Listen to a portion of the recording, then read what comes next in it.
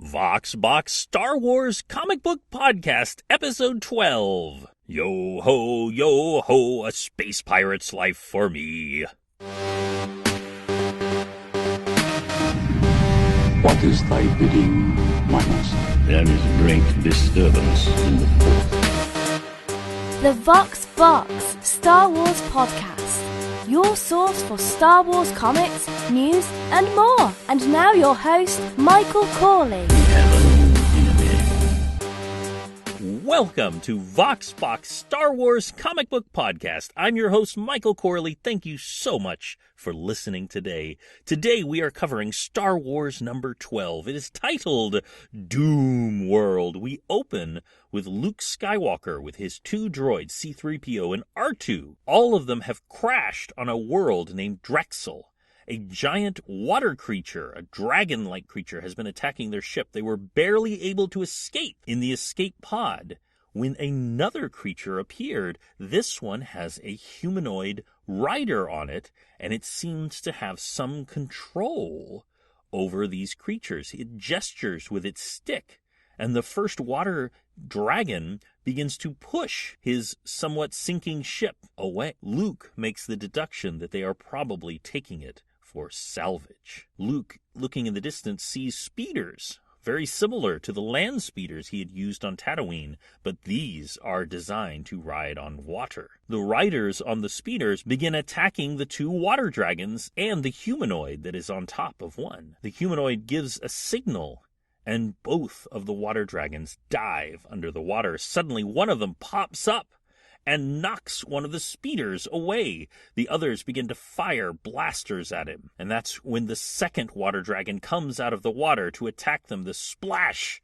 of this giant creature knocking over the speeder. One of them calls out, "The Dragon Lord!" One of them calls out, "Stop firing! They're out of range! Running off like whipped womp rats!" They have two down speeders from the dragon attack. However, they do notice Luke in his escape pod, and they send over magnetic grapplers. Luke says, "I think we're being rescued, whether we like it or not." The riders on the speeders are not the most eloquent of fellows. One of them says, "The young starhopper's traveling with a genuine robot. That smaller piece of nuts and bolts beside him is one too." They plan on scavenging C-3PO and R2-D2 for parts.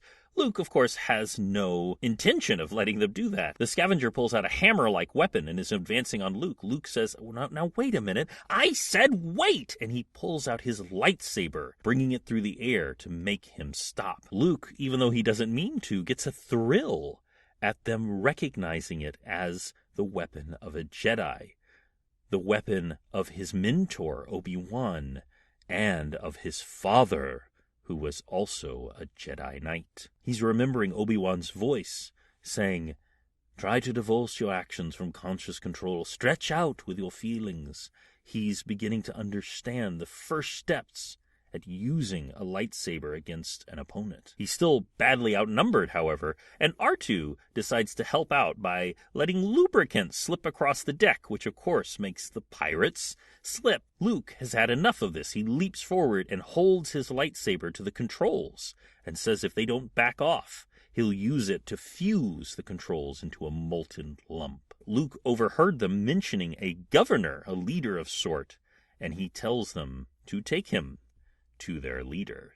And that's when they come to a giant pirate ship. It's a massive, almost unimaginably huge pirate ship that's been converted over many years into a settlement on the waves. And I want to take a moment here to mention something that was put forward to me a long time ago. It's actually one of the things about Star Wars that I don't hear talked about too often. We've all called Star Wars cowboys in space, and that is correct. If you look at Han Solo, he is totally a cowboy. But Star Wars is also pirates in space. Think about it. Han Solo is a smuggler who has also been more or less a pirate. Crimson Jack, who of course is a pirate, and Luke doesn't use a blaster as much as he uses a sword. In many ways, Star Wars is as much a pirate tale with ships and swords and high seas or space adventure as it is a Western. But Luke finally comes to meet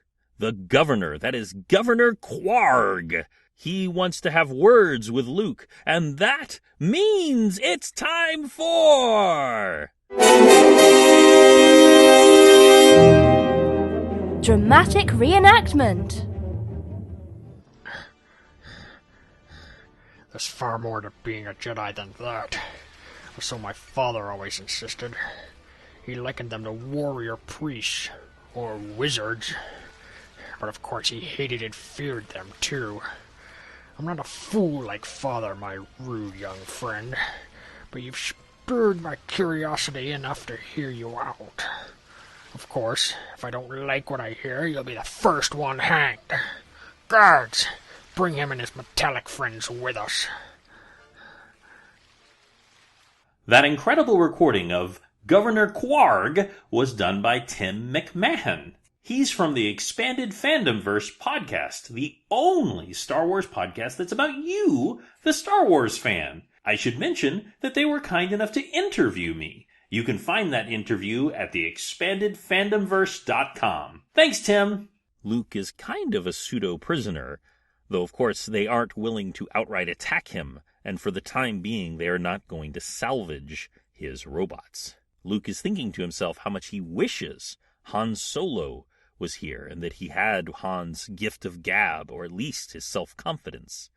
And he wonders what he's doing right now, and that's when we cut to Han Solo on Crimson Jack's stolen Imperial Star Destroyer. We see Han putting in coordinates on the ship's computer. Remember that for later. Han is talking smack about the Star Destroyer and says that it has the grace of a Varulian land slug. And he's asking Crimson Jack exactly how he managed to get a hold of it. He tells the story of how he found it after a huge battle. The reactors were out. He quickly killed the remaining TIE fighter pilots. And then he and his crew boarded and systematically killed the few remaining troopers. This is interrupted by one of the mates telling Crimson Jack that Jolee is going nuts and shooting her blaster at some of the other pirates. In fact, we see one on the ground who may be dead. She is saying that she will fry them for daring to land a hand on her.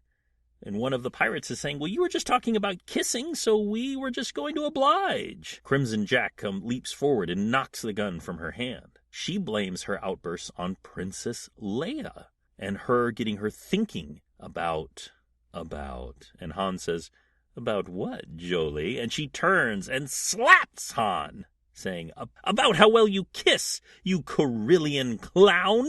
That's hard to say, by the way. This, fortunately, is interrupted by them coming out of warp to the Drexel system. And that's when Crimson Jack realizes the scanners are saying the only habitable world is a water world. There couldn't possibly be a treasure here.